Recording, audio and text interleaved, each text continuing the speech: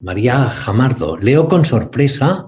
que el Tribunal de Cuentas va a estudiar si es legal o no es legal el aval que ha dado la propia Generalitat, por decirlo de alguna manera, a los golpistas catalanes. Yo pensé que esos temas estaban clarísimos. Es una situación bastante inédita y muy atípica, que también tiene que ver con una anomalía o una peculiaridad que existe en nuestro ordenamiento jurídico, en el que en los casos de malversación, de delitos por malversación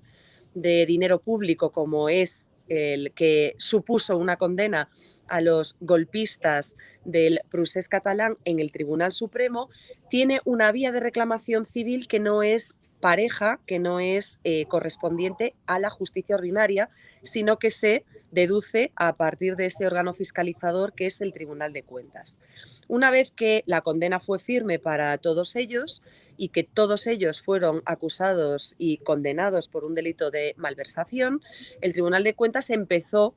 con la investigación o las pesquisas para cuantificar a cuánto ascendió esa malversación y reclamar de manera civil que con su patrimonio los condenados devolviesen lo que habían usurpado al erario público, a lo que es de todos los españoles. ¿Cuál es la situación? Que antes de entrar en materia, el Tribunal de Cuentas, a través del instructor, hace una valoración inicial, que es ese dinero que ahora está reclamando, esos 5 millones de euros que está reclamando el Tribunal de Cuentas y que tienen que garantizar los obligados a ello, en este caso el señor Junqueras y algunos de los exconsejeros y altos cargos condenados por malversación, que tienen que garantizar que podrán atender en caso de que finalmente se les obligue a ello y la sentencia del Tribunal de Cuentas sea en su contra. ¿Cómo tienen que hacerlo? A través de su propio patrimonio. Esa es la norma habitual. ¿Qué sucede? Que como en todo lo que tiene que ver con el procés,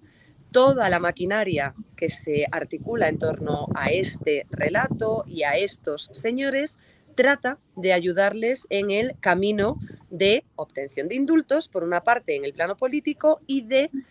asumir esas responsabilidades dinerarias en el plano de lo económico. La primera propuesta, la primera oferta del señor Aragonés al frente de la Generalitat fue crear una especie de caja solidaria, pidiendo un crédito a una caja a su vez de ahorros que con el aval de la Generalitat les dejase ese dinero.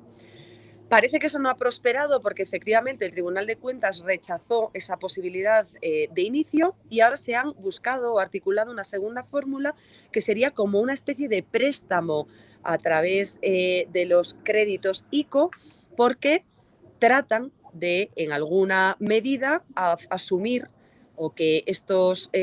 condenados asuman esa responsabilidad con el aval de la Generalitat. Lo que está tratando el Tribunal de Cuentas es de evitar de todas las maneras, y además hay dudas jurídicas, las dudas son que no puede haber un aval de una administración pública para una responsabilidad que es personal de unos individuos que han cometido un delito precisamente basado en esquilmar los fondos que tenía esa misma administración y destinarlos para cuestiones que no tenían nada que ver con aquellas para las que los recibieron o que fueron aprobadas. ¿Tú crees que está el gobierno preocupado con el asunto Plus Ultra y la deriva judicial o son cosas que nos inventamos los periodistas? Bueno, el caso Plus Ultra ha dado un vuelco desde el momento en que la titular del Juzgado de Instrucción número 15 de Madrid decidió paralizar el segundo pago previsto por el gobierno para el rescate de la aerolínea venezolana. Y un pago que iba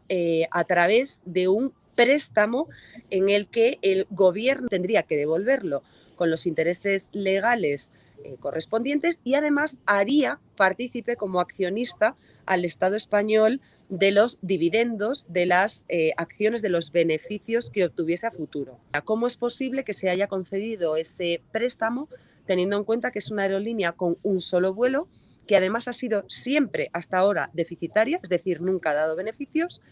Y tercero, que no hay un plan empresarial, un plan de viabilidad estratégica para garantizar que al término de ese préstamo vaya a cambiar la situación y los beneficios vayan a ser una constante en una empresa que, insisto, hasta la fecha de hoy no ha dado ninguno.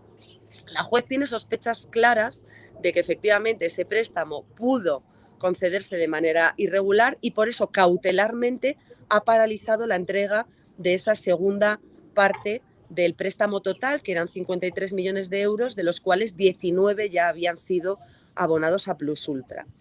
Lo que está exigiendo ahora al gobierno la juez que investiga, es que presente todos los expedientes que se emitieron para avalar no solo la necesidad, sino la viabilidad, y que la empresa cumplía con los requisitos exigidos a otras empresas para poder acceder a esas ayudas. Aquí lo más difícil no va a ser tanto dirimir si hubo o no irregularidades, que es muy probable que las haya habido, sino quién y en qué medida son responsables de esas irregulares. Tú, como excelsa jurista y buena periodista, dices irregularidades. Pero yo te pregunto, ¿es eso un eufemismo para decir que alguien se ha empozado, que alguien se puede haber llevado la pasta, si detrás de este afer está la sombra de que se haya concedido porque alguien se llevaba el dinero o no? Bueno, es evidente que son unas cantidades ingentes, que hace años que el gobierno español no participa de ninguna aerolínea, ni siquiera de las aerolíneas de origen español, con lo cual evidentemente es bastante sospechoso que el gobierno se haya decantado por esta en concreto y no por otras que podrían estar en una situación similar, porque recordemos que el confinamiento total y la imposibilidad de desplazamiento al que obligó el gobierno de Pedro Sánchez a todos los ciudadanos hizo muy difícil la sostenibilidad de las aerolíneas en los últimos meses y en el último año. Además, coincide en el tiempo con una serie de sospechas volcadas sobre un encuentro